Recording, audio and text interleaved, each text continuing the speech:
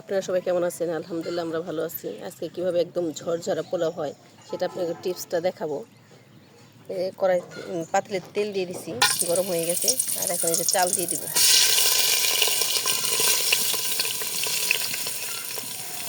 চালটা ধুয়ে একবারে পানি ঝরায় রাখা হয়েছে। আর এই চালটা একদম ভালো মতো কষাইতে হবে। দেখুন চালটা একদম ভালো মতো কষানো শেষ আর পাতিলটি উঠে গেছে, ছেড়ে দিচ্ছি। এখন পারফেক্ট হয়ে গেছে। এখন আমি দিয়ে দেবো গরম পানি। আর এদিকে দেখেন আমার মোরগটা কেমন করতেছে, একদম বিরক্ত করে মারতেছে দেখেন। আর এখন এই যে পানি দিয়ে দিছি, আর এই যে লবণ দিয়ে দিব। লবণটা দিয়ে আর দেখেন এই যে ফ্রোজেন করা আমার এই যে গাজর আর এই যে মটরশুঁটি, এই দুটাই দিয়ে দিব।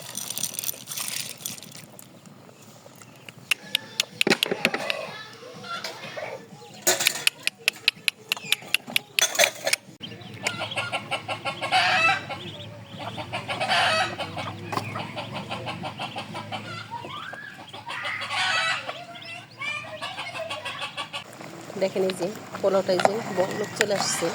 আর মটরশুঁটিগুলো দেখেন একদম এরকম কিন্তু আপনি সারা বছর খেতে পারেন, আর সবুজ থাকবে এরকম। আর এদিকে রোদ চলে আসছে, দেখেন একদম রোদ চলে আসছে। দেখেন এই যে পোলাওটা এই যে হবে। আর এখন আমি একটা তাওয়াল বসাই দিয়ে বসাচ্ছি। আর দেখেন কত কালারফুল দেখতে, কত সুন্দর মাশাআল্লাহ।